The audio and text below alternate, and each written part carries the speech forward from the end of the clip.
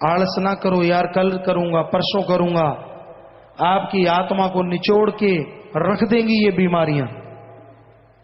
इसलिए संभाल करनी है। अंदर का ये घास फूस बीमारियां निकालने के लिए एकमात्र स्प्रे, एकमात्र उपाय राम नाम की दवा का छिड़काव है। जीभा से राम नाम जपो, ख्यालों से राम नाम जपो, ये सारी बीमारियां खत्म हो जाएंगी और आपकी आत्मा महक उठेगी और मालिक के दर्श दीदार से अंदर बाहर से माला माल होते जाओ। समय पे संभाल जरूरी है। जब समय चला जाता है, पीछे पश्चाताप करने से कुछ हासिल नहीं होता। आयु बीती जात है, हरि से क्यों ना हेत। समय बीत रहा है। जो सेकंड, जो मिनट, जो घंटा, दिन, महीना, साल आपकी जिंदगी का गुजर गया, समझो आप छोटे हो गए, आप मौत के और नजदीक हो गए। तो ये समय गुजर रहा है, पर आप मालिक से प्रीत करना ही नहीं चाहते। रसों कसों में फंसे हुए हो, कोई काम वासना में। काम वासना मतलब विषय विकार, और सारा दिन सेक्सुअल रिलेशन का कीड़ा दिमाग को काटता रहता है।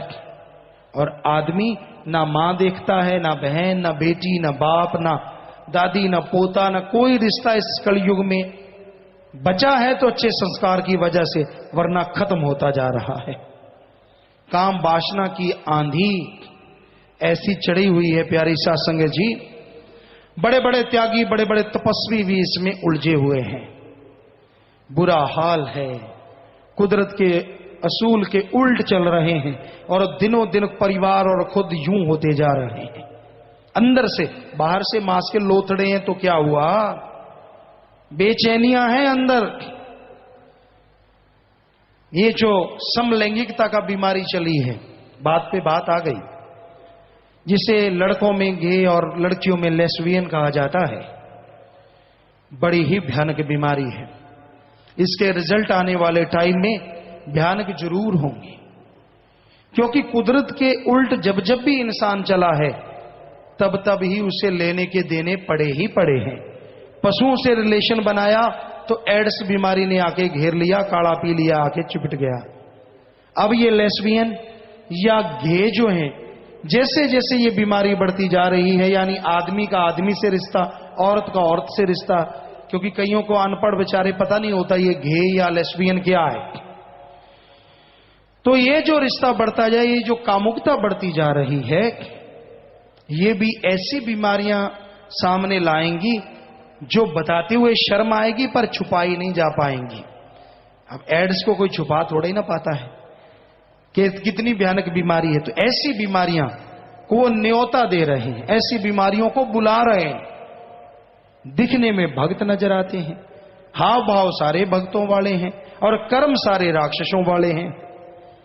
कहां से घर परिवार में बाधा हो, कहां से खुद को भगवान के नूरी स्वरूप तो दूर, साधारण स्वरूप के भी दर्शन हो, कहां से। तो ये बीमारी भी हमारे समाज को खोखला कर रही है। काम वासना की आंधी है ये। पशुओं से इंसान इतना गिर गया है। पशु भी तब विषय विकार में पड़ते हैं जब उन्होंने बच्चा औलाद लेना होता है, कुदरत के नियम को पूरा करना होता है। पर आदमी पशु से गिर गया है, इसको कोई लेना देना नहीं इन चीजों से। तो भाई ये एक बीमारी, महाबीमारी बनती जा रही है। कहीं भी देख लो, किधर भी देख लो, इस बीमारी से जब हम निगाह घुमाते हैं, कोई कोई बच्चा नजर आता है, वो भी जिसके अच्छे संस्कार हैं, सतगुरु अल्लाह मालिक से बेहद प्यार है।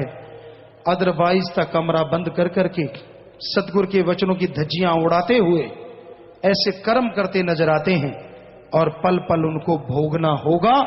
अगर वो ना चेते, अगर वो ना जागे, तो फिर ऐसे चिल्लाएंगे कि दुनिया जागेगी, उनको पता चलेगा ये बीमारी के घर हैं।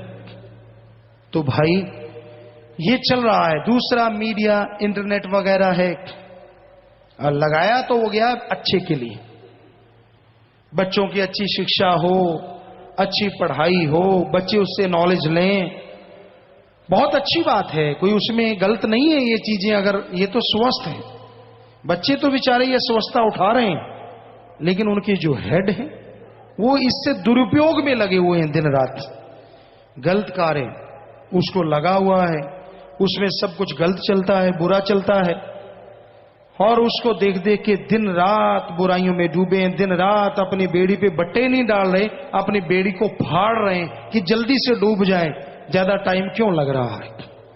ये भी एक बीमारी है जो फैलती जा रही है, बढ़ती जा रही है, जो आदमी के दिमाग को मालिक की तरफ नहीं लगने देती बल्कि गलत तरफ।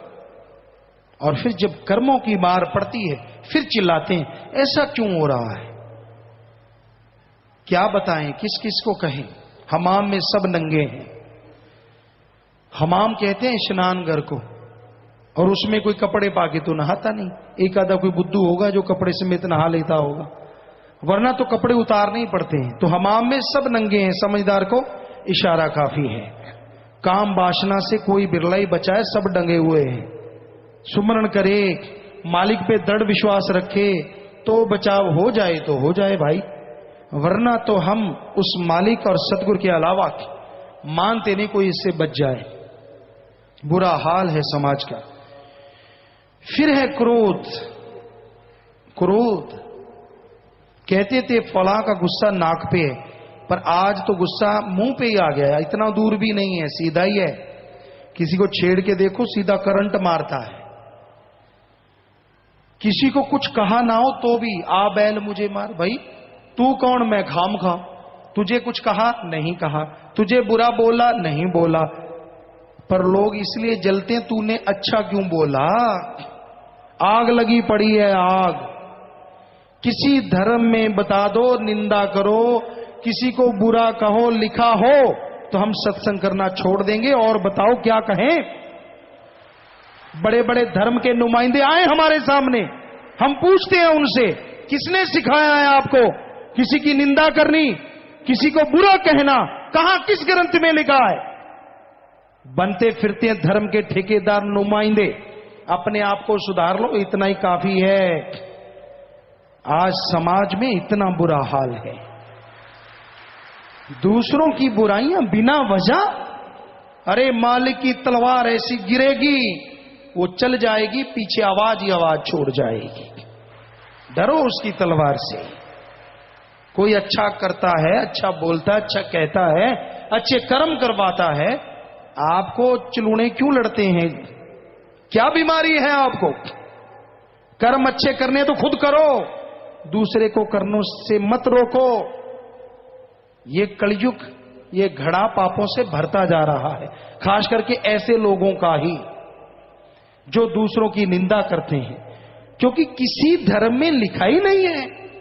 गुरु सहवानों के पवित्र गुरबाणी में तो, क्योंकि हमने पढ़ी है पूरी की पूरी, बहुत बार पढ़ी है, इतने पेज भरे हैं पर निंदा के पाप के कि पढ़ पढ़ के आदमी सोचे यार इसको पढ़ के निंदा कर ही नहीं सकता आदमी।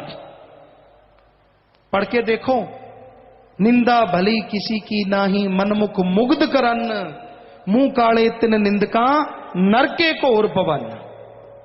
मनमुख वो गुरु का तो है ही नहीं। गुरु सहबानों की वाणी कह रही है उसके ऊपर गुरु की तो कोई कृपा है ही नहीं जो निंदा करता है। मनमुख है वो, मनमुख। मुग्ध महामूर्ख है। मुग्ध का मतलब मूर्ख, महामूर्ख। मनमुख मुग्ध करन, मुंह काले तिन निंदका नरके को और पवन। या तो कह दो गुरुओं की वाणी झूठी है, जो कि हो नहीं सकता, क्योंकि उनका तो एक एक अक्षर सच था, सच है और सच ही रहेगा। तो फिर क्यों यहां भी नरक पैदा कर रहे हो और आगे भी नरक पैदा कर रहे हो। दोनों जहान में मुंह काला होगा तो होगा ही होगा 100%। सिर्फ क्रोध में आके, सिर्फ किसी की कठपुतली बनके, किसी की उंगलियों के इशारे पे नाचने वाले दूसरों की निंदा किया करते हैं। खुद का दिमाग काम में नहीं करते, पशु बनके।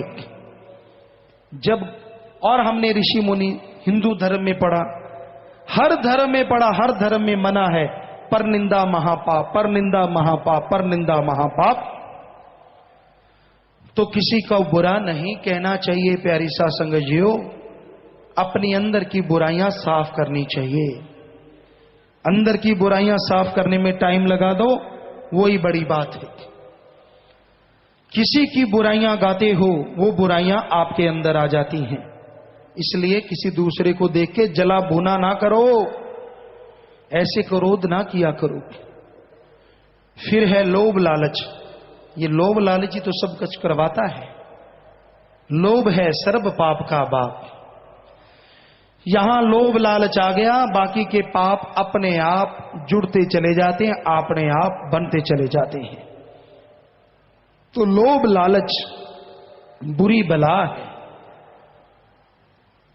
इससे बेटा बाप को मारता है, भाई भाई में दुश्मनी पैदा हो जाती है।